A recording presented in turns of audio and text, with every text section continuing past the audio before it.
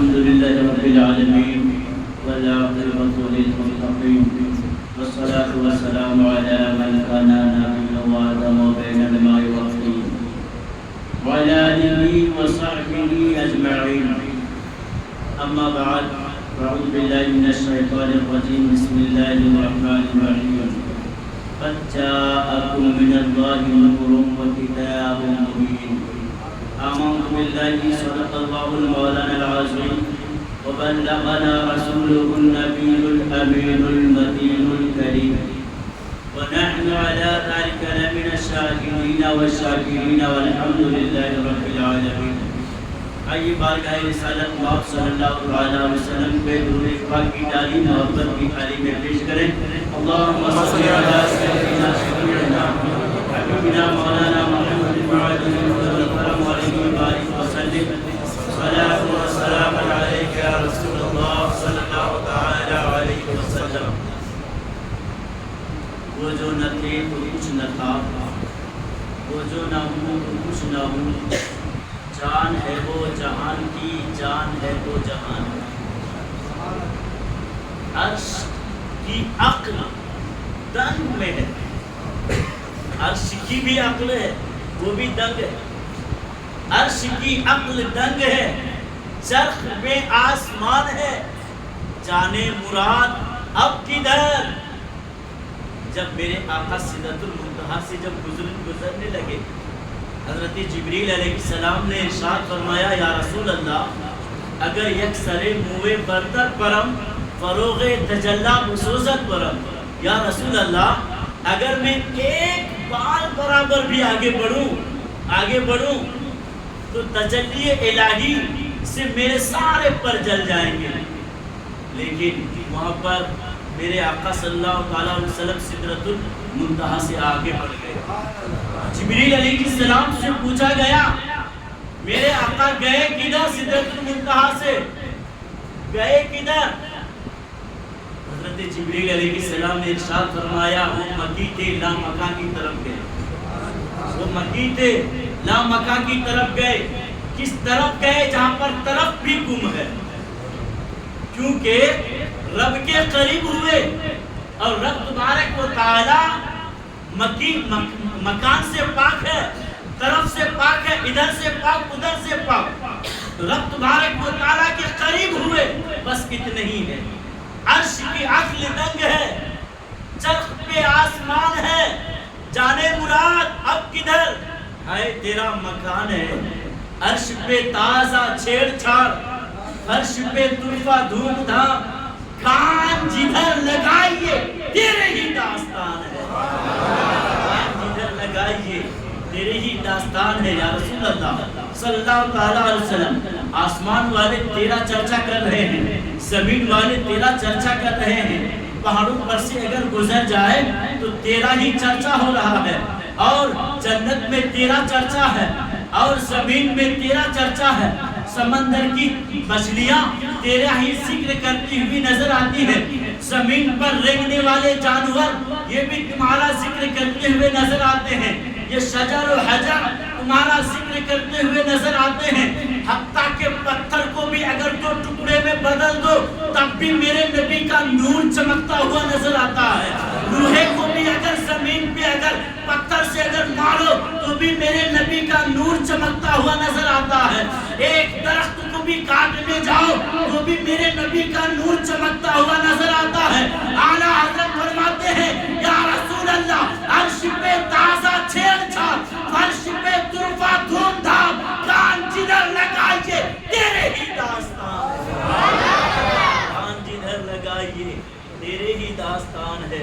اللہ اکبر. میرے نبی کریم صلی اللہ علیہ وسلم نہ ہوتے آپ تو کچھ بھی نہ ہوتا. بزم امکان میں تمہارے ہی لیے دنیا بنی معلوم ہوتی ہے. دنیا جو بنائی گئی ہے میرے نبی کی، اس لیے اگر ان کی جلوہ نمائی نہ ہوتی، خدا ہوتا لیکن خدائی نہ ہوتی، خدا تک کسی کی رسائی نہ ہوتی، محمد نہ ہوتے تو کچھ بھی نہ ہوتا. نہ جنات ہوتے نہ انسان نہ حیوان، نہ جنات ہوتے نہ انسان نہ حیوان نہ فرشتے ہوتے نہ حور اور غلما، دو عالم پہ ہے میرے آقا کا احسان، محمد نہ ہوتے تو کچھ بھی نہ ہوتا، محمد نہ ہوتے تو کچھ بھی نہ ہوتا۔ میرے دوستو، میں نے ایک مشہور آیت کریمہ کی تلاوت کا شرف حاصل کیا۔ رب تبارک و تعالی ارشاد فرماتا ہے قد جاءکم، قد جاءکم۔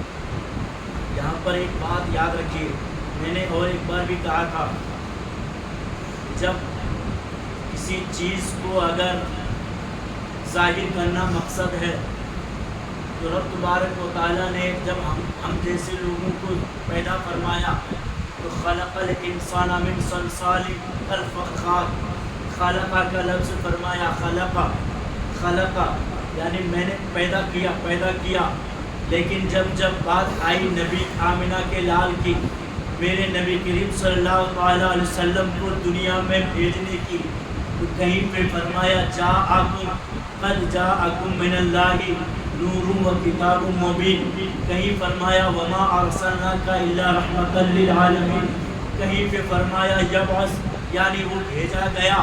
تو سنو، ایک ہے بھیجا جانا، ایک ہے بعثت اور ایک ہے خلقت، دونوں میں فرق ہے، دونوں میں فرق ہے۔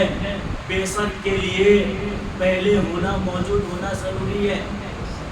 بعثت بھیجنے کے لیے میں نے عبد المجید بھائی سے کہا بھائی مجھے ضرورت ہے، آپ 20,000 روپے بھیج دینا، اگر ان کے پاس رہیں گے موجود ہوں گے تبھی بھیجیں گے، یہی نا؟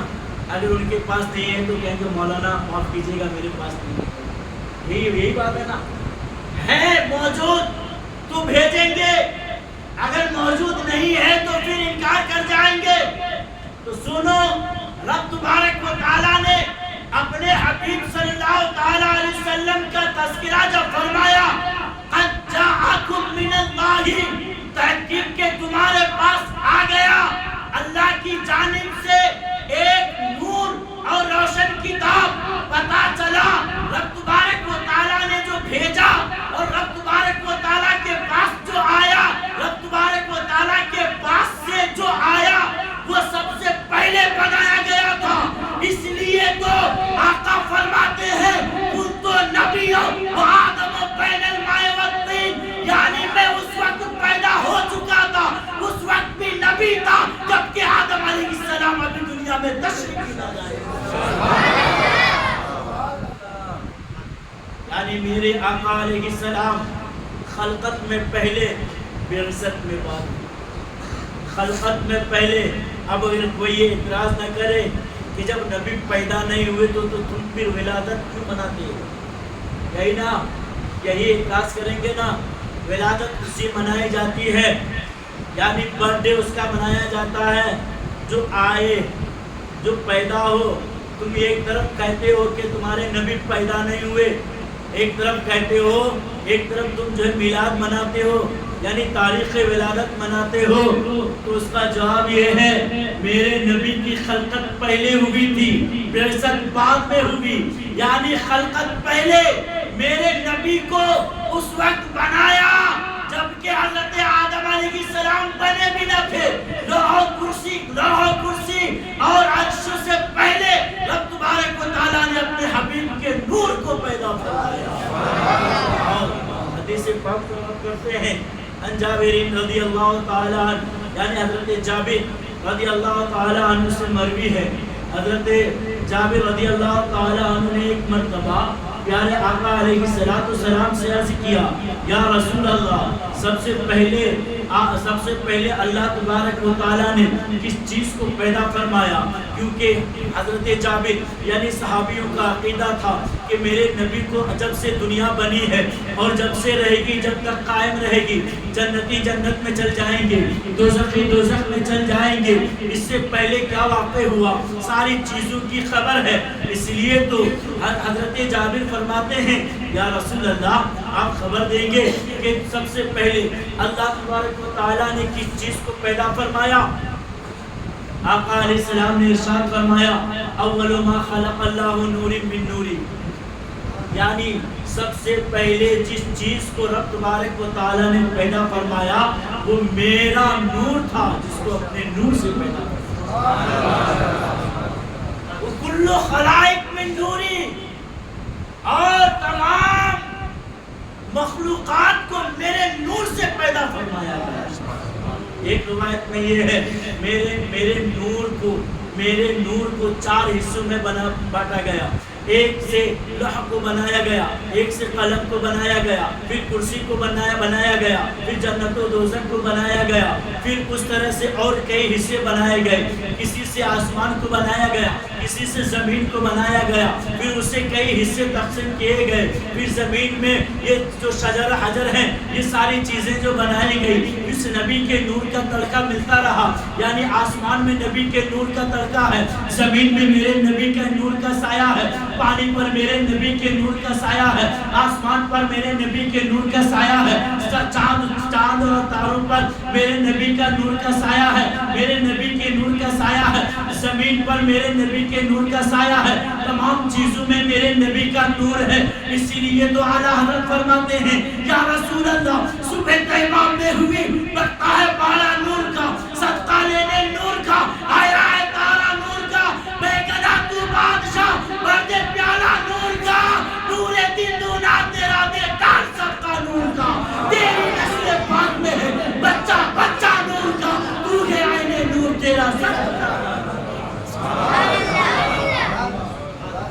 اے جابر، اس وقت نہ لوح تھی نہ قلم، نہ جنت تھی نہ دوزخ، نہ زمین تھی نہ آسمان، یعنی کچھ بھی نہیں تھا۔ سب سے پہلے اللہ تبارک و تعالیٰ نے اپنے نور سے میرے نور کو پیدا فرمایا، پھر اس نور سے یہ ساری کائنات کو بنایا۔ اللہ اکبر۔ پتا چلا کہ میرے نبی اول ہیں خلقت کے اعتبار سے، خلقت کے اعتبار سے، تخلیق کے اعتبار سے۔ اور جب یہاں خلقہ کا ذکر فرمایا، اول ما خلق اللہ نوری، یعنی اپنے نور سے پیدا فرمایا، اپنے نور سے۔ بہت سارے بے ڈھنگے کیا کہتے ہیں، بے وقوف لوگ، جب رب تبارک و تعالیٰ نے اپنے نور سے پیدا فرمایا، کیا رب کے نور میں کمی آ گئی؟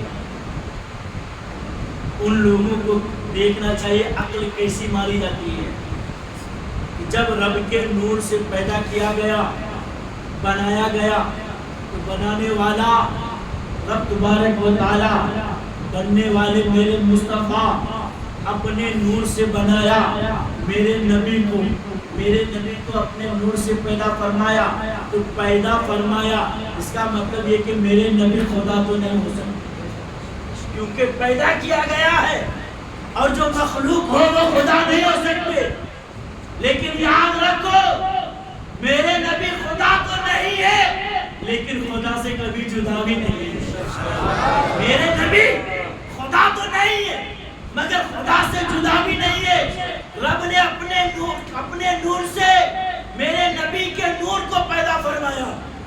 پھر کسی نے پوچھا کہ جب وہ نور، جب اس وقت کسی چیز کو پیدا ہی نہیں کیا گیا تھا، کسی چیز کا وجود ہی نہیں تھا، نہ ٹائم تھا، نہ وقت، نہ سال، نہ مہینے، نہ چاند، نہ سورج، نہ آسمان، نہ زمین، کچھ بھی نہیں تھا، تو پھر رکھا کہاں رب نے؟ اس نبی کے نور کو رکھا کہاں؟ حضور صلی اللہ علیہ وسلم نے ارشاد فرمایا، اپنے نور سے میرے نور کو پیدا فرما دیا اور اپنے قرب خاص میں رکھا، اپنے قرب خاص میں رکھا، قرب خاص میں رکھا۔ بہت ہی باریکی مسئلہ ہے، میرے نبی کو اپنے قرب خاص میں رکھا، اور رب تبارک و تعالیٰ کے لیے کوئی جگہ نہیں، کوئی مکان نہیں۔ کوئی یہ نہیں کہہ سکتا کہ رب تبارک و تعالیٰ آسمان میں رہتا ہے، کوئی یہ نہیں کہہ سکتا کہ رب تبارک و تعالیٰ فلاں جگہ رہتا ہے، کوئی یہ نہیں کہہ سکتا رب تبارک و تعالیٰ زمین میں رہتا ہے، کوئی یہ نہیں کہہ سکتا، اس لیے کہ رب کے لیے جگہ کا تصور نہیں ہونا چاہیے۔ اس لیے کہ اگر جو جس کو جگہ کی جگہ چاہیے، اس کے لیے جسم کا ہونا ضروری ہے، اس کے لیے جسم کا ہونا ضروری ہے۔ مثال کے طور پر اس رومال کو میں نے اس کے اوپر رکھ دیا، یہ رومال اس کا جسم ہے تبھی تو، ورنہ ہوا کو میں رکھوں تو رہے گی؟ ہوا جسم نہیں ہے، اس کو میں اگر اس کے اوپر رکھوں تو رہے گی، لیکن اگر رومال کو رکھوں تو رہ جائے گا، اس لیے کہ اس کا جسم ہے۔ تو اگر تم کہو گے کہ رب آسمان میں رہتا ہے تو معاذ اللہ رب کے لیے جسم ہونا لازم آئے گا، اور رب تبارک و تعالیٰ جسم و جسمانیات سے پاک ہے، تو اس لیے رب تبارک و تعالیٰ کا جسم نہیں ہے، تو رب تبارک و تعالیٰ کے لیے کوئی جگہ نہیں ہے، اسی لیے تو کہا جاتا ہے کہ وہ لا مقام میں رہتا ہے، وہ لا مقام ہے، یعنی جس کے لیے کوئی جگہ نہیں ہے، جس کا ہم تصور ہی نہیں کر سکتے، جس کا ہم تصور ہی نہیں کر سکتے، لیکن وہ لا مقام میں رہتا ہے۔ لیکن رب تبارک و تعالیٰ فرماتا ہے اے میرے محبوب، آپ سے یہ لوگ پوچھتے ہیں کہ رب کہاں رہتا ہے، تو کہو نحن اقرب من الیہ من حبل الورید، یعنی ہم تمہاری شہ رگ سے بھی زیادہ قریب رہتے ہیں۔ شہ رگ کا مطلب ہوتا ہے جو جان والی نس ہے، جہاں پر روح رہتی ہے، اس روح سے بھی زیادہ قریب رہتے ہیں۔ اسی لیے تو کہا جاتا ہے کہ میرا رب وہ ہے جو علیم بذات الصدور ہے۔ تو پتا چلا رب نے اپنے محبوب کے نور کو اپنے قرب میں رکھا، یعنی لا مقام میں رکھا۔ بات کوئی کی ہے، یہاں پر ولادت بھی ہے اور معراج بھی ہے، ولادت بھی ہے معراج بھی ہے، اپنے قرب خاص میں رکھا۔ اب اگر اس نبی کو اپنے قرب میں بلا لیا تو کون سی بات؟ پیدا کیا تو اپنے قرب میں رکھا، اب زمین میں بھیجا، رب نے چاہا کہ میرے محبوب کو اپنے پاس بلا دو، تو رب تبارک و تعالیٰ نے حضرت ام ہانی کے گھر سے اپنے محبوب کو اپنے پاس بلا لیا۔ اسی لیے اعلیٰ حضرت نے فرمایا وہی کے اول، وہی کے آخر، وہی کے ظاہر، وہی کے باطن، اسی کے جلوے، اسی سے ملنے، اسی سے اس کی طرف گئے، اسی کے جلوے، اسی سے ملنے، اسی سے اس کی طرف گئے تھے۔ یعنی تو رب ہی کا جلوہ تھا اور رب ہی سے ملنے گئے تھے، رب ہی سے ملنے گئے تھے۔ وہ جو پہلے اب کتنا دن تک رکھا، اس نور کو کتنے دن تک رکھا آپ کو معلوم ہے؟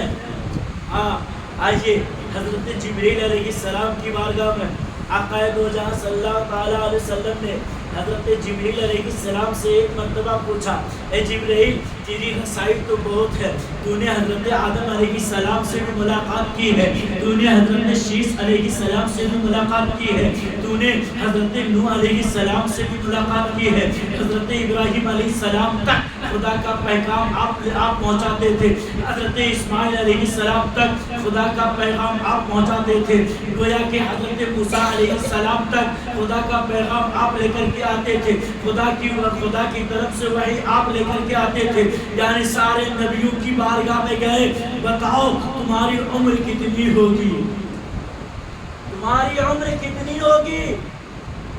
حضرت جبریل علیہ السلام نے عرض کیا یا رسول اللہ میری عمر اتنی ہے کہ خود مجھے پتا، میری عمر اتنی ہے کہ خود مجھے نہیں پتا۔ حضرت جبریل علیہ السلام نے عرض کیا یا رسول اللہ مجھے تو عمر کے تعلق سے پتا تو نہیں ہے، البتہ میں ایک چیز جانتا ہوں، چوتھے حجاب میں ایک ستارہ 70,000 کے بعد برس کے بعد ایک بار چمکتا تھا، میں نے اسے اپنی آنکھوں سے 72,000 مرتبہ دیکھا۔ اللہ اکبر۔ حضرت جبریل علیہ السلام نے چوتھے حجاب میں، حجاب کہتے ہیں یعنی جیسے سدرۃ المنتہا ہے نا، سدرۃ المنتہا کے بعد اب حجاب ہے، حجاب ہے یہاں پر تجلی الہی سے یا حجاب ہے۔ اگر اس حجاب کو کوئی پار کر گیا تو سمجھو کہ وہ جل جائے گا تجلی الہی سے۔ تو حضرت جبریل علیہ السلام اس لیے وہیں تک، پردے کے پیچھے کیا ہے سرکار جانتے ہیں نا، تو بتاتے ہیں کہ پردے کے پیچھے کیا ہے سرکار جانتے ہیں۔ چنانچہ چوتھے حجاب میں ایک ستارہ چمک رہا تھا، میں نے اسے 72,000 مرتبہ دیکھا ہے۔ وہ ستارہ جو 70,000 برس کے بعد ایک بار چمکے، اور میں نے اسے 72,000 بار دیکھا ہے۔ اللہ اکبر۔ آقا علیہ السلام ارشاد فرماتے ہیں، حضرت جبرائیل تو یہ سوچ رہے تھے یہ نبی تو ابھی پیدا ہوئے ہیں، یہ نبی تو ابھی آئے ہیں، یہ نبی تو ابھی تشریف لائے ہیں، اگرچہ یہ رحمت للعالمین ہے، اگرچہ یہ طٰہٰ و یاسین ہے، اگرچہ وہ گنہگاروں کی شفاعت کرنے والے ہیں، اگرچہ یہ آخری نبی ہے، لیکن عمر میں میں بڑا ہوں گا، عمر میں میں بڑا ہوں گا۔ اس لیے کہ حضرت جبرائیل علیہ السلام یہ سوچ رہے ہوں گے، کیونکہ آدم کی بارگاہ تک میری رسائی، شیش علیہ السلام کی بارگاہ تک میری رسائی، اور حضرت ادریس علیہ السلام کی بارگاہ تک میری رسائی۔ حضرت جبرائیل علیہ السلام یہ سوچ رہے ہوں گے میں نبی کریم صلی اللہ تعالیٰ علیہ وسلم سے عمر میں بڑا ہوں، لیکن آقا نے فرمایا، آقا فرماتے ہیں واللہ یعنی علی ذالک الکواکب، یعنی قسم ہے اس ذات کی جس کے قبضے میں میری جان ہے، وہ ستارہ کوئی اور نہیں تھا، وہ ستارہ میں ہی تھا۔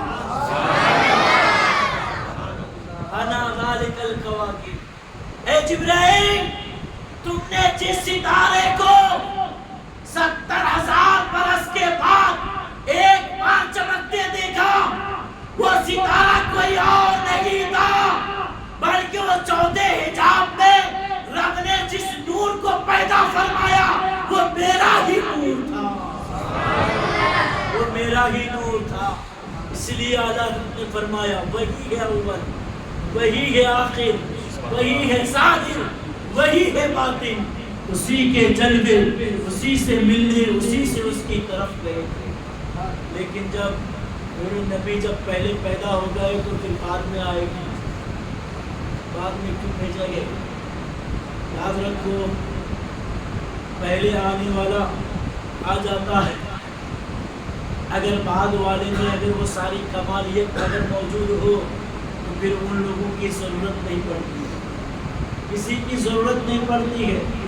حضرت آدم علیہ السلام، حضرت کعب ابن احبار رضی اللہ تعالیٰ عنہ سے مروی ہے کہ حدیث پاک میں ہے، نبی کریم صلی اللہ تعالیٰ علیہ وسلم نے ارشاد فرمایا، حضرت آدم علیہ السلام کو رب تبارک و تعالیٰ نے سارے نبیوں کے برابر لاٹھیاں عطا فرمائی، سارے نبیوں کے برابر، جتنے نبی کی تعداد ہوگی اتنے برابر اتنی لاٹھیاں دی تھی، لیکن اس کی تعداد کتنی تھی کسی کو معلوم نہیں، اس کی تعداد میں اختلاف، کم و بیش 1,00,000 یا 2,24,000 اتنی لاٹھیاں دی تھی، لیکن حضرت آدم علیہ السلام ہمیشہ یہی کہتے تھے، اے میرے بیٹے شیش علیہ السلام، یعنی آپ کے بیٹے شیش علیہ السلام ہمیشہ یہی ان سے کہتے تھے، اے میرے بیٹے، جب میرے بعد میرے جانشین تم ہی ہو، میرے خلیفہ تم ہی ہو، لیکن یاد رکھو جب بھی تم ذکر کرنا، اللہ کا ذکر کرنا، تو محمد عربی صلی اللہ علیہ وسلم کا تذکرہ ضرور کرنا، اس لیے کہ میں نے جب آنکھیں کھولی تھی تو اس وقت دیکھا تھا عرش اعظم پر لا الہ الا اللہ محمد رسول اللہ لکھا ہوا تھا۔ میں نے آسمان کے چاروں طرف مجھے گھمایا گیا تو آسمان کے ہر کونے پر اللہ تبارک و تعالیٰ نے اپنے نام کے ساتھ نبی کے نام کو لکھا ہوا ہے، محمد عربی کو لکھا ہوا ہے، عرش اعظم کے دروازے پر محمد عربی کا نام لکھا ہوا ہے، آسمان پر محمد عربی کا نام لکھا ہوا ہے۔ پھر رب تبارک و تعالیٰ نے مجھے جنت میں بھیجا، پیدا فرمانے کے بعد مجھے جنت میں بھیجا، جب میں جنت میں گیا تو جنت کے دروازے پر بھی محمد عربی کا نام لکھا ہوا ہے۔ پھر جب جنت کے اندر جب داخل ہوا تو حوروں کو دیکھا تو حوروں کی آنکھوں کے پتلیوں میں محمد عربی لکھا ہوا ہے۔ میں نے درخت طوبہ کو دیکھا، درخت طوبہ کے ہر پتے پر محمد عربی کا نام لکھا ہوا ہے۔ میں نے سدرۃ المنتہا کو دیکھا، میں نے سدرۃ المنتہا کو دیکھا، وہاں کے ہر ایک لوح پر جو محمد عربی کا نام لکھا ہوا ہے۔ غرض کے حضرت شیخ عبدالحق محدث دہلوی ارشاد فرماتے ہیں، جنت کے दरवाजे पर मेरे नबी का नाम लिखा हुआ है, हूरों के सीनों में मेरे नबी का नाम लिखा हुआ है, जन्नत के बागात में मेरे नबी का नाम लिखा हुआ है, और हूरे आइन की आंखों में मेरे नबी का नाम लिखा हुआ है, अर्शे आज़म पर मेरे नबी का नाम लिखा हुआ है, आसमानों के सतूनों पर मेरे नबी का नाम लिखा हुआ है। जहाँ जिसका नाम लिखा हो उसका मालिक वही होता है, इसीलिए जन्नत के दरवाजे पर मेरे नबी का नाम लिखा हुआ है। तो पता चला कि मेरे नबी जन्नत के मालिक हैं। अब जिसे चाहेंगे जन्नत में दाखिल कर देंगे, जिसे चाहेंगे जन्नत में जाने से रोक देंगे। तो बरेली के इमाम पुकार उठे, या रसूल अल्लाह, हम यही पुकारते हैं तुझसे, और जन्नत से क्या मतलब वहाँ भी दूर हो, हम रसूलुल्लाह के जन्नत, हम रसूलुल्लाह के जन्नत, रसूलुल्लाह की। मामला क्लियर हो गया ना, साफ हो गया कि हर सीनों में, हर जगह पर रब ने अपने नाम के साथ एक प्यारा नाम लिखा हुआ, प्यारा नाम, नाम मोहम्मद कितना मीठा मीठा लगता है, कितना मीठा मीठा लगता है। मोहम्मद, मोहम्मद बोलने ही से सल्लल्लाहु अलैहि वसल्लम, जब भी हुजूर का नाम लिया जाए सल्लल्लाहु अलैहि वसल्लम, दोनों होठ मिल जाते हैं। मोहम्मद को भी दो बार कहते हैं, दो बार मोहम्मद, इस तरह दोनों होठ मिलते हैं। इसलिए नबी करीम सल्लल्लाहु अलैहि वसल्लम इस खानदाने खेती में तशरीफ लाए, तो ऐसे वक्त में आए जबकि दुनिया हर तरफ जुल्म और बर्बरियत का शिकार बन चुकी थी। कोई किसी का पुरसाने हाल न था, बेवाओं को सताया जा रहा था, गरीबों के माल को लूटा जा रहा था, यतीमों को लूटा जा रहा था, जिंदा बच्चियों को जिंदा दरगोर किया जा रहा था। और अरब की हालत तो ये ख़राब हो गई थी कि जब जिसके घर में बच्चियां पैदा हो, जब वो चलने फिरने के काबिल हो जाए, उसे ले जा करके ज़मीन के अंदर दफना दिया करते थे, जिसके बारे में रब तबारक व तआला ने कलाम मजीद में इस तरह से फरमाया, यानी जब ये जिंदा दरगोर होने वाली बच्चियां जब सवाल करेगी कल क़यामत के दिन, मेरे मौला, मेरे बाप ने हमें, हमारे बाप ने हमें जिंदा दरगोर कर दिया, बताओ मेरा कसूर क्या था, मेरा गुनाह क्या था, हमारा कसूर क्या था, हमारी गलती क्या थी। इसलिए ना कि हम औरत बनकर के इस दुनिया में आए थे, इस औरत बच्ची बनकर के आए थे, लेकिन चुनांचे जिंदा दरगोर होने वाली बच्चियां पुकार रही थी, मौला हम में कोई ऐसा तेरा महबूब भेज दे जो हमें फिर उससे बचा दे। उसी तरह से बेवाएं चिल्ला रही थी, औरतों के हुकूक को पायमाल किया जा रहा था, जानवरों जैसा उनके साथ सुलूक किया जा रहा था, और उनके साथ बिल्कुल नामुरादी जैसी, नाहंजारी जैसी, बेहयाई, उरियानियत जैसी हरकतें की जा रही थी। तो रोड चौराहों पे औरतों की इज्जत को नीलाम किया जा रहा था, लोग औरतों के नाम से नफरत करने लगे थे, औरतों को सिर्फ जानवरों जैसे इस्तेमाल करते हैं, उतना ही हद तक उनको इस्तेमाल किया करता था। बाकी वो हवस जब पूरी हो जाती थी उन औरतों को दूसरी तरफ धकेल देता था। जो औरत नापाक हो जाती थी उसको काली कोठरियों बनकर देते थे, जब वो इद्दत से पाक हो जाती थी उसको गधे पर बिठाकर उसकी भैंस की मेंगलियां उसके ऊपर डालते थे, यानी भैंस की गोबर उसके ऊपर फेंका करते थे। उस तरह से लोग यही समझते थे कि ये औरत जो पाक हो गई थी, पाक हो गई है, नापाक हो गई है। अरे औरतें शादी नहीं करती थी, बल्कि हजारों मर्द को आते जाते देखते थे। जब वो हामिला हो जाती थी फिर वो औरत इशारा करती थी कि इसका बाप कौन है, तो वो जब जिसकी तरफ इशारा करते तो ऐसे भयानक माहौल में जरूरत थी एक रहबर आज़म की, जरूरत थी एक रसूल आज़म की, जरूरत थी एक मुहसिन इंसानियत की, जरूरत थी महबूब कायनात की, जरूरत थी रहमतुल लिल आलमीन की। चुनांचे जिंदा दरगोर होने वाली बच्चियों ने पुकारा, मौला हमें अपना आखिरी रसूल भेज दे। बेवाओं ने पुकारा, मौला हमारे लिए कोई सहारा भेज दे। यतीमों ने पुकारा, मौला हमारे लिए والا بھیج دے۔ رب تبارک و تعالیٰ نے ان سارے لوگوں کی دعا کو قبول فرمایا اور لوگوں سے کہا اے میرے بندو مت گھبراؤ، ان سارے گناہوں سے بچانے کے لیے میں تمہیں رحمت للعالمین ان سارے گناہوں اور فتنوں سے بچانے کے لیے میں سب سے پیارا محبوب دے رہا ہوں، رحمت للعالمین دے رہا ہوں، جو آتے ہی عورتوں کے حقوق کو پائمال ہونے سے بچائیں گے، جو آتے ہی یتیموں کے حق کو دلائیں گے، جو آتے ہی بیواؤں کے حق کو دلائیں گے۔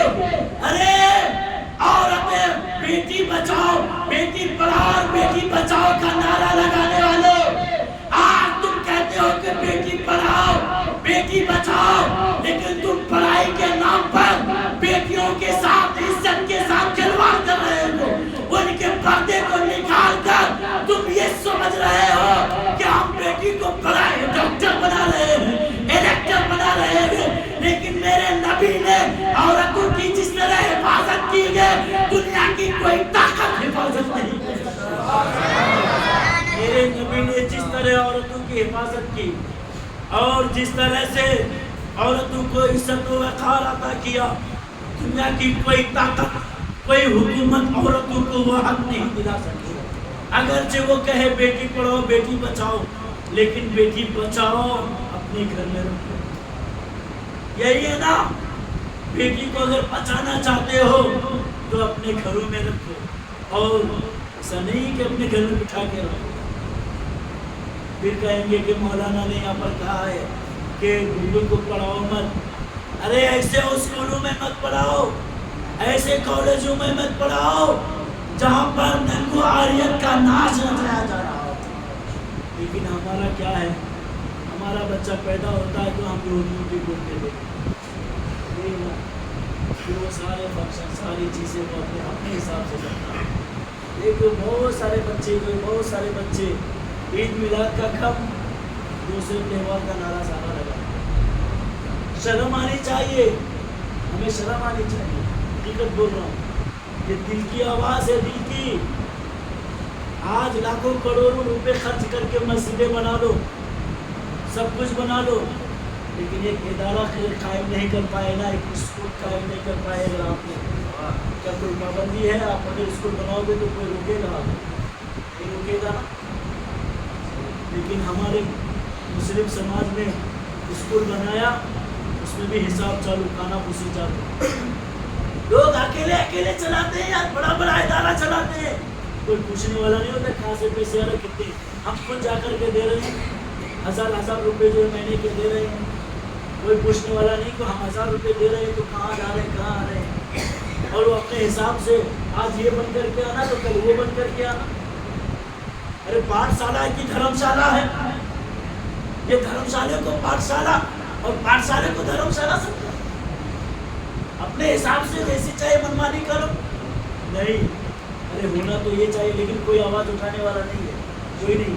ہم اپنے کھلے عام جا رہے ہیں، دے رہے ہیں، دیکھ رہے ہیں ہمارا بچہ کیا کر رہا ہے، ہمارے بچوں کے ساتھ کس طرح سے کیے جا رہے ہیں، ہم کھلے عام دیکھ رہے ہیں، سب کچھ دیکھ رہے ہیں، لیکن کوئی اٹھانے والا نہیں ہے، کوئی آواز اٹھانے والی نہیں ہے۔ یہ سنانے والی بات نہیں ہے نا، اس کے لیے یہ کوئی آواز اٹھانے والا نہیں ہے، ہم خود جا کے دے رہے ہیں۔ لیکن آج اگر یہ ضرورت پڑ جائے تو سبھی لوگ، سب کے بچیاں گھر میں بیٹھتی ہیں، لیکن یاد رکھو ہر ایک کتنے کی بیٹیاں ڈاکٹر بنے ہیں، کتنی کی بیٹیاں انجینئر ہیں، کتنی کی بیٹیاں جو اچھے عہدے تعلیم پر فائز ہیں، کتنے ہیں؟ زیرو، پورے اگر دیکھو تو زیرو۔ ہم دوسری جگہ جا کے بھیڑ لگاتے، ہمارا نمبر لکھ لو، ہمارا اپوائنٹمنٹ لکھ لو، ہماری عورتوں کو دوسرے کے حوالے کر دیتے ہیں، جس طرح سے چاہے ڈلیوری کرے، جس طرح سے چاہے پردہ فاشی کر دے، دوسروں کے حوالے کر دیتے ہیں۔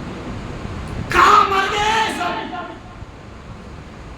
عید میلاد کے نام پہ تم جلوسے بناؤ، سب کچھ کرو، لیکن عید میلاد میں یہ پیغام تمام لوگوں تک ضرور پہنچا دینا، لوگ پہنچا دینا۔ وہ نبی جو ہمارے لیے رحمت للعالمین بن کر کے آئے، جنہوں نے عورتوں کے حقوق کو دلایا، جنہوں نے زندہ درگور ہونے والی بچیوں کو بچایا، جنہوں نے بیواؤں کے حقوق کو دلایا، جنہوں نے ماں کے قدم کے نیچے جنت رکھ دیا، اس سے بڑھ کر کوئی عورت کے حقوق اور پورا نہیں دے سکتا، کوئی دے نہیں سکتا ہے۔ اس لیے پیغام ہے عید میلاد کے موقع سے کہ اپنے بیٹیوں کو پڑھاؤ تو پڑھاؤ، لیکن سب سے پہلے دینی تعلیم سکھاؤ، دینی تعلیم سکھاؤ، اور ایسے کالج میں ایسے اسکول میں بھیجو جہاں پر پردے کے ساتھ جانے کو دے رہے ہو، اور جہاں پر اگر پردے کے ساتھ پردے کے اوپر پابندی ہو تو اپنے گھر میں بٹھا لو، مگر آگے کی پڑھائی مت کرو، اس لیے کہ اس تعلیم سے زیادہ اسے عزت چھپانا ہے۔ اگر عزت نیلام ہو گئی تو دنیا کی کوئی تعلیم عزت نہیں دلا سکتی، عزت بچی رہے تو دنیا کی تعلیم حاصل ہو سکتی ہے، اگر عزت نیلام ہو جائے تو کوئی تعلیم دوبارہ عزت نہیں دلا سکتی۔ اس لیے مسلمانوں، میرے نبی اس دنیا میں تشریف لائے، عورتوں کے حقوق کو ادا کیے۔ سب سے پہلے میرے نبی جب تشریف لائے تو کیسے ماحول میں تشریف لائے، کیسے ماحول میں؟ آپ کو معلوم ہے کہ ساری باتیں اگر بتاؤں گا تو پوری رات ختم ہو جائے گی، لیکن جب میرے نبی خود جب تشریف لائے تو آپ کی ولادت سے قبل ہی آپ ابھی ماں کے شکم میں آئے ہی تھے، 2 ہی ماہ ہوا تھا، 2 ہی مہینہ ہوا تھا کہ آپ کے والد گرامی حضرت عبداللہ ملک شام سفر کو گئے، تجارت کے واسطے گئے تھے۔ واپس آنے پر مدینہ شریف میں جب آپ مکہ شریف میں دار نابغہ پر جب پہنچے تو آپ کا وصال ہو جاتا ہے۔ انا للہ و انا الیہ راجعون۔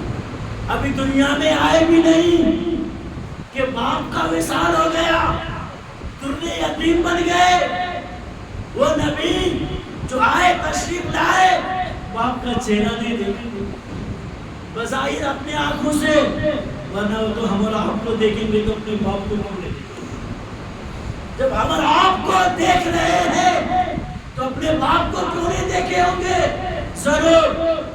پھر جب میرے نبی جب اس خاندانی گیٹی میں تشریف لا چکے، جب تشریف لا چکے تو ابھی 6 سال کی ہی عمر ہوئی تھی کہ حضرت آمینہ آپ کی والدہ محترمہ بھی وصال کر گئی۔ پھر جب آپ کی عمر 8 سال کو ہو گئی تھی، آپ کی عمر جب 8 سال کو پہنچی تو آپ کے سب سے چہیتے حضرت عبدالمطلب دادا، جو آپ کے دادا تھے، آپ ان کی کفالت اور پرورش میں تھے۔ 8 سال ہی میں آپ کا بھی وصال ہو جاتا ہے، حضرت عبدالمطلب کا بھی وصال ہو گیا۔ چنانچہ حضرت جعفر ابن صادق رضی اللہ تعالیٰ عنہ سے پوچھا گیا، فرشتوں نے رب سے سوال کیا، مولا تیرے محبوب ابھی آیا ہی نہیں، باپ کا وصال ہو گیا، یتیم بن گیا، ان کی پرورش کرے گا کون؟ ان کو دیکھے گا کون؟ ان کو دلائے گا، دلاسا دلائے گا کون؟ ان کو پیار کرے گا کون؟ رب تبارک و تعالیٰ نے ارشاد فرمایا، اِنَّا لَهُ حَافِظ وَلَهُ نَاصِرٌ، یعنی اے فرشتوں، میرے نبی کو میں بھیج رہا ہوں اور اس کی حفاظت کرنے والا میں ہی ہوں، اس کی مدد کرنے والا میں ہی ہوں۔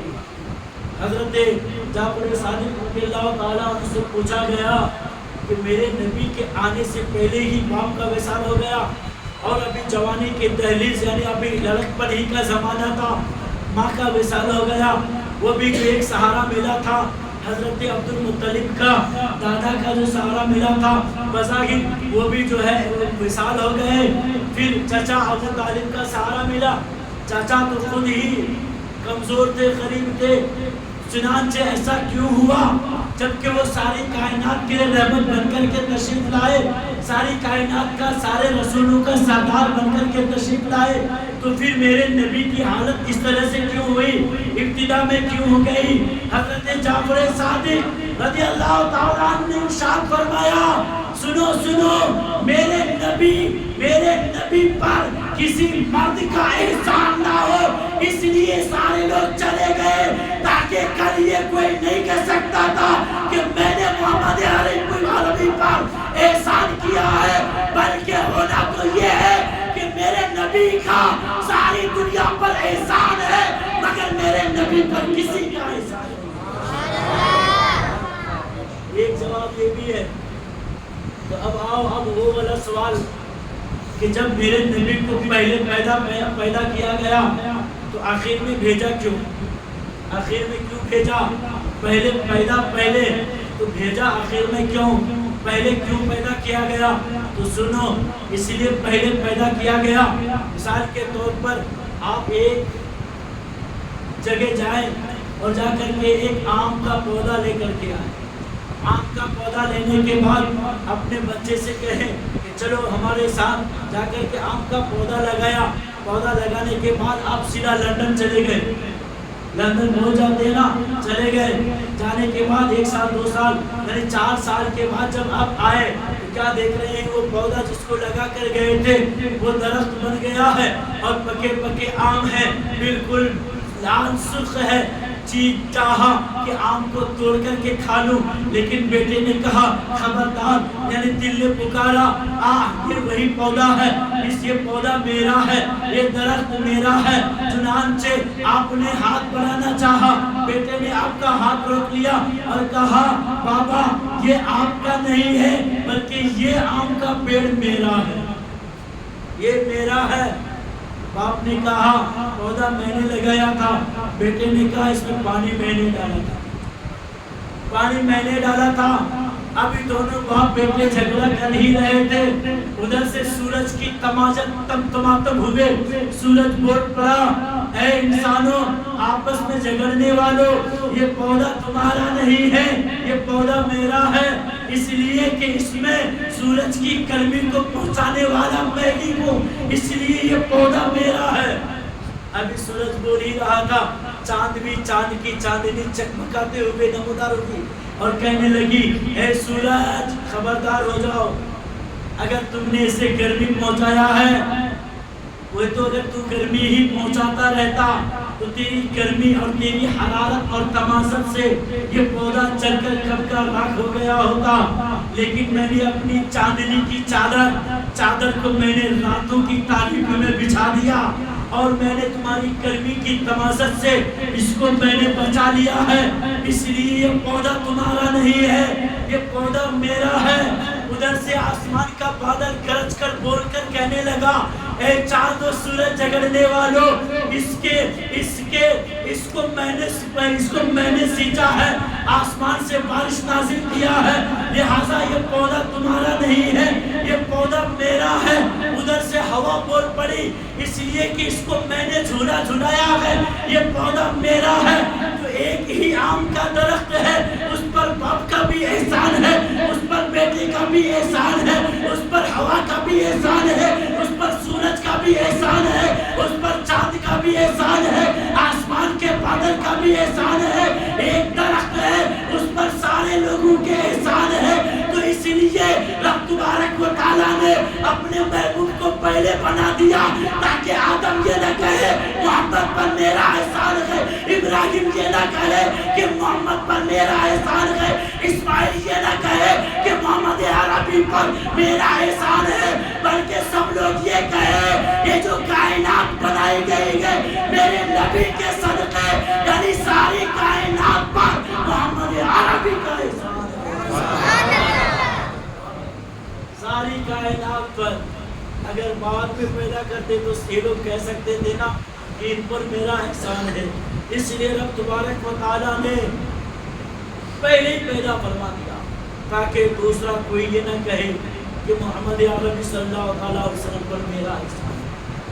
چنانچہ میرے آقا صلی اللہ علیہ وسلم جب اس خاندان کھیتی میں تشریف لاتے ہیں، حضرت آمینہ رضی اللہ تعالی عنہا ارشاد فرماتی ہیں یعنی جب سے میرے نبی جب سے میرے پیٹ میں شکم میں تھے تب سے عجائبات دنیا کے عجائب و غرائب یعنی چیزیں ہمارے آنکھوں کے سامنے ظاہر ہو رہی تھی.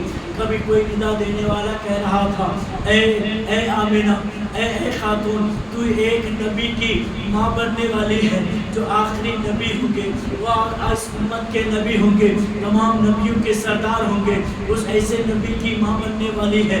مبارک ہو تم کو ماں بننے والی ہو یعنی آخری نبی کی ماں بننے والی ہو. چنانچہ حضرت آمینہ رضی اللہ تعالیٰ بارہا یہ خواب دیکھا کرتی تھی. چنانچہ جب میرے آقا کی ولادت کا زمانہ قریب ہو گیا, میرے آقا کی ولادت اصحاب فیل کے واقعہ اصحاب فیل کے 55 دن بعد اس خاندان گیتی میں ہوئی. مکہ المکرمہ میں 571 عیسوی حضرت عیسیٰ علیہ السلام کے 571 سال گزرنے کے بعد میرے آقا 12 ربیع الاول مطابق 20 اپریل 571 عیسوی کو اس خاکدان گیتی میں تشریف لائے.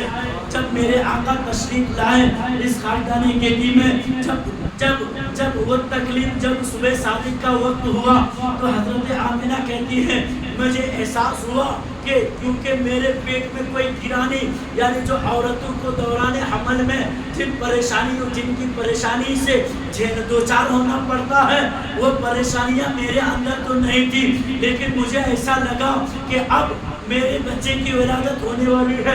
چنانچہ روم میں چلی گئی. حضرت آمینہ فرماتی ہے میں اکیلے ہی تھی کہ کیا دیکھ رہی ہے کہ چاروں طرف سے حوران جنت بہشت کے جنتی حوریں آئی ہوئی ہیں.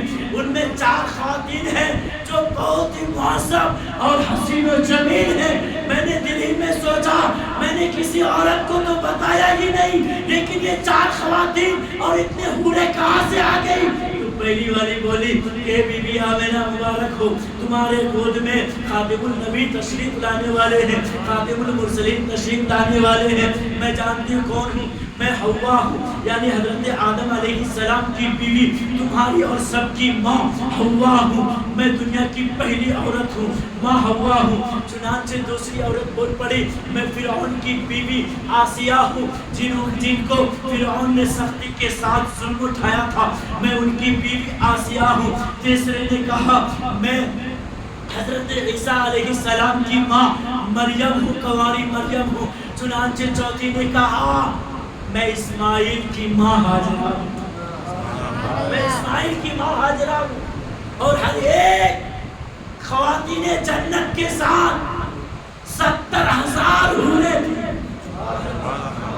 اب کہیں گے کہ 70,000 حوریں تھیں, حضرت آمینہ کا گھر تو چھوٹا تھا, ایک روم تھا, اتنے حوریں کہاں سمائی گھر میں.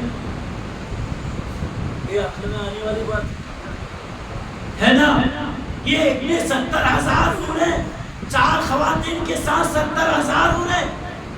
اس سے پتہ چلا جو عورت اگر نماز کے پابند ہو جائے گی, جو عورت اگر اپنے شوہر کی فرما برداری کرے گی, جو عورت اگر اپنے شوہر کو خوش رکھے گی, جو عورت اگر شریعت کے پابند رہے گی, جو عورت اگر اپنے عصمت کی حفاظت کرے گی, جب وہ مر جائے گی تو 70,000 حوریں ان کی خاتمہ بنا دی جائیں گی.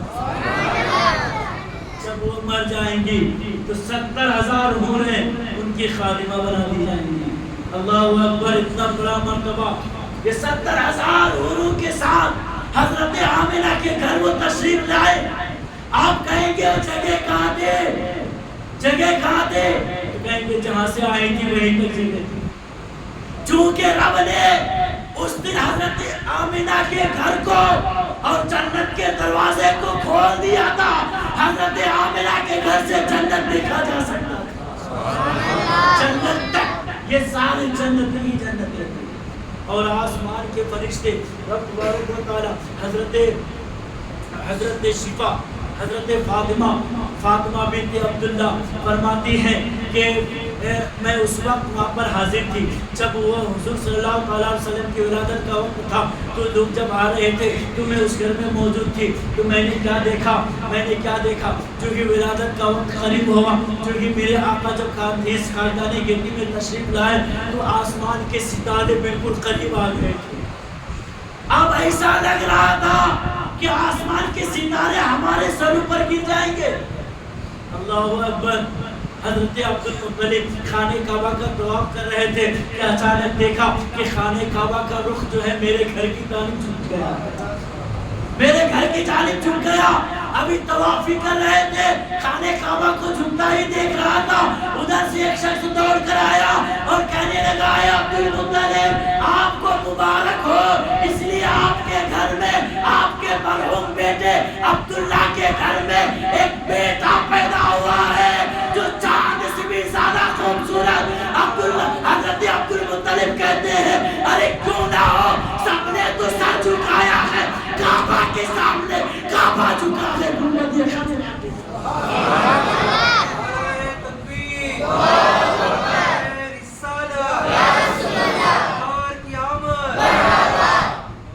سب نے تو سر جھکایا ہے کعبہ کے سامنے، کعبہ جھکا ہے گنبد خضرا کے سامنے۔ ارے اب تک تو سب لوگ کعبہ کے سامنے سر جھکا رہے تھے، لیکن خانہ کعبہ میرے سرکار کی ولادت کے وقت خود جھک گیا تھا۔ اس لیے اعلیٰ حضرت نے فرمایا تھا، جوش عشق میں فرمایا تھا، حاجیو شہنشاہ کا روضہ دیکھو، کعبہ تو دیکھ چکے، کعبے کا کعبہ دیکھو۔ آب زمزم تو پیا خوب بجھائی پیاسے، آؤ جودے شہ کوثر کا بھی دریا دیکھو، آؤ جودے شہ کوثر کا بھی دریا دیکھو۔ خور سے سن تو رضا، کعبے سے آتی ہے صدا، میری آنکھوں سے میرے پیارے کا روضہ دیکھو، میری آنکھوں سے میرے پیارے کا روضہ دیکھو۔ چنانچہ جب خاقانی کہتی میں تشریف لائے تو یہ آسمان کے ستارے بالکل حضرت آمینہ کے گھر کے چھت کی طرف کے برابر ہو گئے تھے۔ حضرت شفا فرماتی ہے، حضرت فاطمہ بنت عبداللہ فرماتی ہے، تو میرے رب تبارک و تعالیٰ نے گویا کہ آسمان کے ستاروں کو بھیج کر، نور کو بھیج کر اپنے محبوب کے جشن ولادت میں لائٹنگ کر رہا ہے، ستاروں کا قمقمے لگا رہا ہے۔ چنانچہ حضرت آمینہ خود کہتی ہے کہ جب میرے آقا کی ولادت ہوئی، ایک نور چمکا، ایک نور میرے گھر سے روشن ہوا اور ملک شام تک روشن ہو گیا، یعنی آسمان و زمین پر چھا گیا۔ میں نے اس روشنی میں ملک شام کے محلات کو دیکھ لیا اور میں نے آتش کدہ جو فارس میں تھا ان کو بھی دیکھ لیا۔ اور سب سے بڑی بات تو یہ ہے، میں نے دیکھا کہ 3 جھنڈے نصب کیے ہوئے ہیں، ایک جھنڈا خانہ کعبہ کی چھت پر ہے، ایک جھنڈا مشرق پر ہے اور ایک دوسرا تیسرا جھنڈا مغرب میں ہے۔ گویا کہ آنے والا آ رہا ہے، کعبہ کے چھت پر جھنڈا گاڑ کر مشرق و مغرب سے جھنڈے گاڑ کر یہ بتا رہا ہے سارے سکے ختم ہو جائیں گے، اب جو سکہ چلے گا وہ محمد کا۔ اب تک جتنے سکے آئے تھے چلے تھے سب ختم ہو جائیں گے، اب جو سکہ چلے گا وہ صرف اور صرف میرے نبی کا سکہ چلے گا، میرے مصطفیٰ کا سکہ چلے گا۔ لوگ کہتے ہیں کہ ایک ہی شخص 1400 سال کی قلیل مدت میں 53 سال کی قلیل مدت میں پوری دنیا میں اسلامی حکومت کو قائم کر دیا، جس نے اتنی بڑی ذات ہوگی وہ بھی بہت ہی قلیل مدت میں اعلان نبوت 40 سال کی عمر میں فرمایا، 40 سال کی عمر میں اعلان نبوت کا اظہار فرمایا، اس سے پہلے کچھ بھی نہیں۔ پھر اس کے بعد مکہ مکرمہ میں رہے، پھر جب مدینہ طیبہ میں گئے تو وہاں پر 10 ہی سال رہے، اس طرح سے 53 سال مکہ میں گزارے اور 10 سال مدینہ طیبہ میں گزارے۔ 53 سال میں 40 سال کی عمر میں اظہار نبوت کا اعلان فرمایا، گویا کہ تھوڑے سے قلیل مدت میں 23 برس میں پوری دنیا کو فتح کر لیے۔ وہ کون سی طاقت تھی؟ اس لیے کہ نبی آنے والے تو بہت آئے تھے لیکن تکمیل نہیں ہوئی تھی۔ حضرت آدم علیہ السلام بھی آئے، حضرت شیس علیہ السلام بھی آئے، یہ سارے نبی ایک بار کے بعد دیگر آئے، لیکن رب نے کبھی نہیں یہ فرمایا یعنی خاتمیت یعنی ختم نبوت کا مہر کسی کے اس میں نہیں لگایا۔ الیوم اکملت لکم دینکم کا خطاب کسی کو نہیں دیا، اگر دیا تو اپنے محبوب کو دیا۔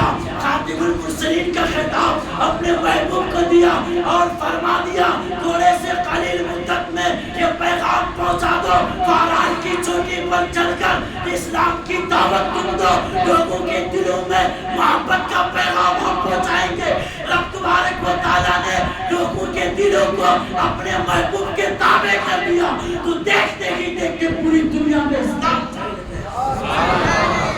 اس لیے وہ کون سی طاقت تھی، وہ کون سی طاقت تھی جو طاقت کے اس نے سمندروں میں گھوڑے دوڑا دیے؟ وہ کون سی طاقت تھی، وہ کون سا جذبہ تھا؟ یہی وہ ایمان و محبت کا جذبہ تھا، یہی محبت رسول کا جذبہ تھا، یہی محبت رسول تھی جو بیچ گھوڑے میں دوڑا، دریا میں گھوڑے دوڑا دیے، صحراؤں میں بھوکے پیاسے رہ کر گردنیں کٹا دی، مگر ایمان کو حاصل کرنے نہ دیا۔ یہی وہ محبت کا جام تھا۔ مسلمانوں دیکھتے ہی دیکھتے پوری دنیا میں امن و امان قائم ہو گیا، اسلام پھیل گیا۔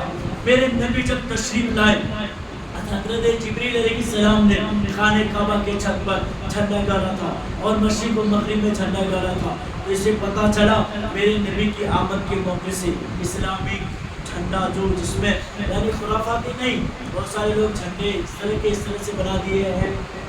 یاد رکھو ہم نبی کے پیغام کو، کیونکہ میرے نبی امن و امان والے ہیں، صادق الامین ہیں، یہ اسلام ہم اس طرح سے پیش کریں تاکہ خیر بھی دیکھنے پر دیکھ کے کہنے پہ مجبور ہو جائے کہ اسلام امن والا مذہب ہے، اسلام امن و شانتی والا مذہب ہے۔ اس لیے کہ اسلام اگرچہ پوری دنیا میں پھیل گیا، لیکن جہاں پر بھی پھیلتا گیا تلوار کے بل بوتے پر نہیں بلکہ محبت کے بل بوتے پر پھیلا گیا، محبت اور امن و امان کے بل بوتے پر پھیلا گیا۔ دنیا سے ذات پات کا جھگڑا مٹا دیا، ذات پات یہ بڑا ہے یہ چھوٹا ہے، چھوٹے بڑے کا جھگڑا ہی مٹا دیا۔ اس لیے کہ مسلمان جب چاہے اپنے وقت کا کریکٹر ہو، اپنے وقت کا بیرسٹر ہو، اپنے وقت کا ماسٹر ہو، اپنے وقت کا انسپکٹر ہو، کچھ بھی ہو، جب مسجد میں جاتا ہے تو جہاں ایک فقیر کھڑا ہوتا ہے وہیں پر ایک امیر ہوتا ہے۔ اس لیے کہ مصطفیٰ جان رحمت نے دنیا سے امیری اور غریبی کو مٹا دیا ہے اور بتا دیا ہے کہ تم میں سے سب سے زیادہ اللہ کے نزدیک پسندیدہ وہ ہے جو اللہ سے سب سے زیادہ ڈرنے والا، جو اللہ سے سب سے زیادہ ڈرنے والا ہے۔ ارے تم مسجد ہی میں لے لو، آج ہم اپنے گھر میں جاؤ گے کوئی اے سی میں جا کے سوئے گا، کوئی گرمی میں جا کے سوئے گا، لیکن یہاں مسجد میں اگر آ گئے سب لوگ ایک جگہ بیٹھے ہیں، کوئی اگر جاؤ تو کوئی اچھا کھانا کھائے گا، کوئی کیا کھانا کھائے گا، لیکن جب مسجد میں آ گئے سب ایک ہی جگہ بیٹھ کر کے تسبیح پڑھ رہے ہیں، ایک ہی جگہ بیٹھ، یہ دنیا سے ذات پات کا جھگڑے مٹا دیے۔ میرے مصطفیٰ نے وہ پیغام دیا، لوگوں کو بتایا۔ اس لیے میرے نبی جب اس دنیا میں تشریف لے کر کے آئے، ہر طرف صلی اللہ اور مرحبا صلی اللہ کی صدائیں بلند ہو رہی تھی۔ رب تبارک و تعالیٰ نے آسمان کے فرشتوں سے فرمایا جاؤ جاؤ میرے نبی کی آمد کا تذکرہ کرو، چنانچہ سب لوگ درود پاک کے نغمے گاتے رہیں گے۔ اس کے علاوہ بہت ساری باتیں، حضرت دائے حلیمہ وغیرہ وغیرہ بہت ساری باتیں ہیں، اگر بیان کروں تو پھر اور ہی گھنٹہ نکل جائے گا، اس لیے آج کی تقریر کو میں یہیں سے ختم کر رہا ہوں۔ اللہ تبارک و تعالیٰ ہم سب کو اپنے نبی کی زیادہ سے زیادہ یاد منانے کی توفیق عطا فرمائے۔ اپنے گھروں میں میلاد النبی کا جلسہ، میلاد النبی کی محفل، میلاد النبی کے نام کی فاتحہ خوانی وغیرہ بھی کرنے کا اہتمام کرنے کی توفیق عطا فرمائے۔ ہر ایک کے دلوں میں محبت رسول کو بسنے کی توفیق عطا فرما۔ واخر دعوانا الحمدللہ رب العالمین، استغفر اللہ ربی من کل ذنب وخطیئۃ واتوب الیہ، واشهد ان لا الہ الا اللہ وحدہ لا شریک لہ، واشهد ان سیدنا مولانا محمد عبدہ ورسولہ۔ فجر کی اذان کے بعد ہی سے لے کر جماعت قائم ہونے تک، یعنی صبح صادق کے بعد سے جو ہے زیارت منہ مبارک کرایا جائے گا، اس کے بعد جماعت تک یہ سلسلہ چلتا رہے گا، پھر نماز کے بعد درود پاک کا اہتمام کریں گے، پھر سب لوگ چلے جائیں گے، پھر بچے وغیرہ جو بھی یہاں پر 8 بجے ہمارے عبدالکریم بھائی کی جانب سے شیرنی وغیرہ کا بچوں کے لیے اہتمام کیا گیا ہے، پھر تمام حضرات 8:30 9 بجے تک یہاں پر حاضر ہو جائیں گے، پھر بندر سے دونوں نئی مسجد اور پرانی مسجد سے وہاں سے جلوس نکلتے ہوئے جلوس محمدی کی شکل میں یہاں پر 9 بجے پہنچیں گے، پھر یہاں سے مل کر کے ہم لوگ سب لوگ جو ہے حضرت غیب الغیبت شاہ ولی کی بارگاہ میں جائیں گے انشاءاللہ۔ کل دیکھنے کا سما ہوگا، منظر ہوگا، کل دیکھنے والا منظر ہوگا، آپ تمامی حضرات زیادہ سے زیادہ اس میں شریک ہو جائیں، کیونکہ میرے نبی کی آمد کا جلوس ہے، چرچا ہے، ہر طرف ہونا چاہیے، ہر گھر میں ہونا چاہیے، چوراہوں میں ہونا چاہیے، کھیت کھلیان میں ہونا چاہیے، ہر جگہ ہونا چاہیے۔ ارے ہم اور آپ نہ کریں تو بھی کیا ہے، میرے نبی کے چرچے تو سبھی لوگ کر رہے ہیں۔ بہرحال اللہ تبارک و تعالی ہم سب کو ان باتوں پر عمل کرنے کی توفیق عطا فرمائے۔ واخر دعوانا الحمد للہ رب العالمین۔